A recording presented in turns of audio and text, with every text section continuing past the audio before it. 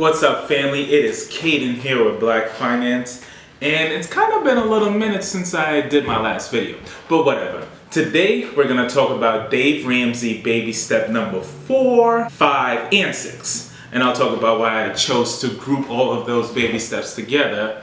We'll talk about that right after this. I'm living my best life. If you haven't already, please like and subscribe to the channel. Okay, so Dave Ramsey Baby Step number 4. Let's start there. So baby step number 4 is to save 15% of your income. Yes, I know some people are thinking 15% of my income, I can barely save 5. And so, well, if you've already paid off all of your debts, which is baby step number 2, then saving 15% of your income shouldn't be too difficult. Not saying easy, but it shouldn't be too difficult, especially since you freed up all that money to pay off your debt. Obviously, you want to put it in a mutual fund or ETFs. And so since we're talking about the baby steps, Dave Ramsey usually recommends putting your money in 4 types of funds. He recommends putting them in growth funds, aggressive growth, growth in income, and international mutual fund. So the purpose of using those 4 different funds is to diversify your assets. If you watch this channel, you've definitely heard me talking about diversifying your income or having different streams of income. And the purpose of that is that if you lost one of your jobs, you have other streams of income to pay for things you may need. The ideology is same here with diversifying your mutual funds. If your international mutual fund isn't doing that well, maybe your growth and income mutual fund is doing a lot better. And I know some people may be me asking, what are these different type of mutual funds that you're talking about? What's the differences? That I'll talk about in another video. Probably right after I'm done with the Baby Steps series, I'll do videos on different types of investments, accounts, mutual funds, ETFs, that type of things. All right, so moving on. So that's baby step number 4, saving 15% of your income. At least, I should say, because if I'm being honest, my wife and I definitely save more than 15% of our income. So, but that is a great starting point after you've paid off all of your, if you paid off all of your debt and built your emergency fund. Baby step number 5 is to save for your children or child college fund. So college.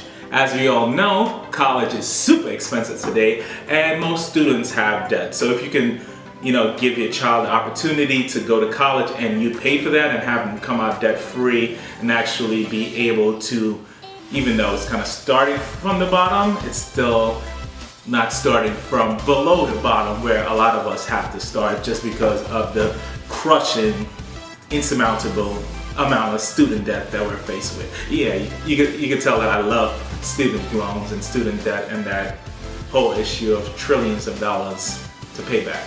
Okay, moving on before I catch a heart attack. So baby step number 5 is saving for your child's college fund, which is usually like a 529, college funds, or some other type of college investment fund. The big thing is whatever you're saving your money, you really want it to be some type of tax deferred account where you aren't paying taxes or you're able to defer your taxes within the account, because that is going to save you big time when IRS and Uncle Sam comes around to collect their money. Trust me, I know. Okay. And so that's baby step number 5, saving for your child. And one of the reasons I chose to just throw this one in here is because I'm not actually doing this baby step, at least yet, because my wife and I, we don't have any kids, at least yet. Once we get a kid, we'll probably start saving for their future immediately, because who knows how expensive college is going to be when they get there. And we do plan to send them to school, college, even though everyone has mixed feelings on it. If that's the best investment, like, shouldn't you take the $100,000 you'll pay for school and start a business? Maybe, but we'll see. We'll see, we'll find out when we get there. Last but not least, baby step number 6. And baby step number 6 tells you to pay off your home early. And so there's a study out there that shows that most millionaires pay off their home within 10 years. and most banks, as you know, give 30-year home loans. And so being able to pay off your home early is one sign that, one, you're very conscious about your money, and two, maybe a sign that you'll probably become a millionaire at some point in your life, you know.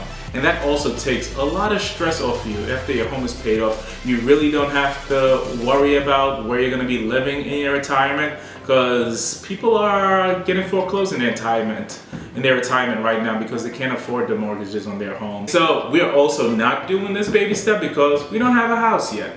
But this, I would say, we do plan to pay off our home early whenever we choose to buy it, and we're aggressively saving for a house right now, which means whenever we decide to buy a house, we'll either be able to put a super huge down payment, and if we're not living in Boston, most likely will be, maybe.